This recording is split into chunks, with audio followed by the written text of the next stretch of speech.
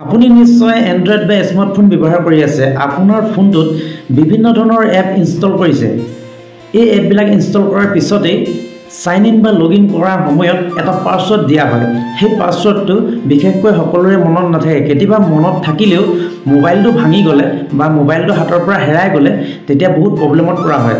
যদি আপোনাৰ ক্ষেত্ৰতো এনেকুৱা ধৰণৰ কিবা প্ৰব্লেম হৈছে তেন্তে এই ভিডিঅ'টো আপোনাৰ বাবে। ভিডিঅ'টোত মই দুটা ট্ৰিক্স কম আপোনালোকক, নিশ্চয় কাম কৰিব, কিন্তু ভিডিঅ'টো স্কিপ নকৰাকৈ শেষলৈকে চাই থাকক।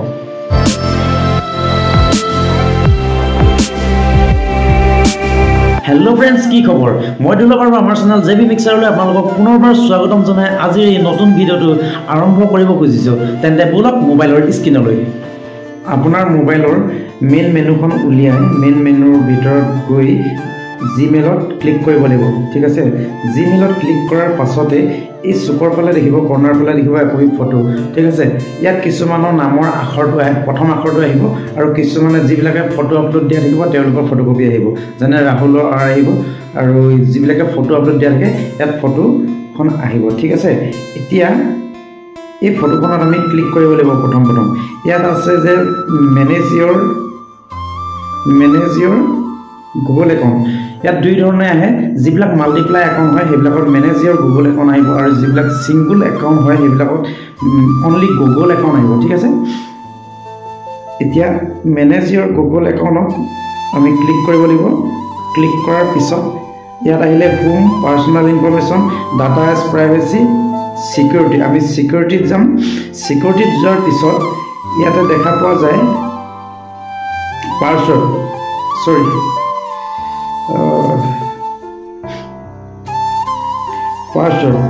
এই পাছৱৰ্ডটোত আমাক প্ৰয়োজন নাই, যিহেতু ইয়াত অকল জিমেইলৰহে পাছৱৰ্ডটো চেঞ্জ কৰিব পৰা যাব। ঠিক আছে, এইটো আমাক প্ৰয়োজন নাই। গতিকে আমাক ফেচবুক হওক, ইনষ্টাগ্ৰাম হওক, জিমেইল একাউণ্ট হওক বা অন্য কিবা অনলাইন শ্বপিং হওক, কিবা এপে হওক, সকলোৰে মানে পাছৱৰ্ডবিলাক যদি আমাক প্ৰয়োজন আছে যেতিয়া আমি তললৈ স্ক্ৰল ডাউন কৰি গুচি যাব লাগিব। ঠিক আছে, একেবাৰে লাষ্টত দেখা পোৱা গৈছে যে পাছৱৰ্ড মেনেজাৰ।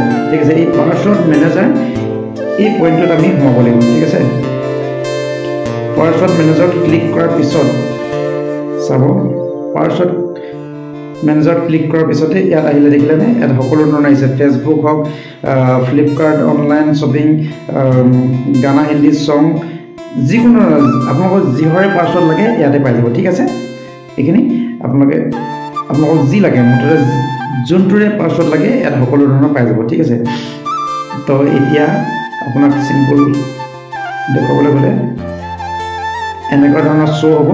এই ধৰণে শ্ব' হোৱাৰ পিছত আপোনাৰ যদি ইচ্ছা যদি কৰে আপুনি চিন কৰিব পাৰে, আৰু যদি আপুনি ইচ্ছা কৰিছে বোলে মই চিন নকৰোঁ তেতিয়া আপুনি চিন নকৰিব পাৰে। ঠিক আছে, এনেধৰণে পাই যাব। আৰু নেক্সটটো ট্ৰিকত বলক।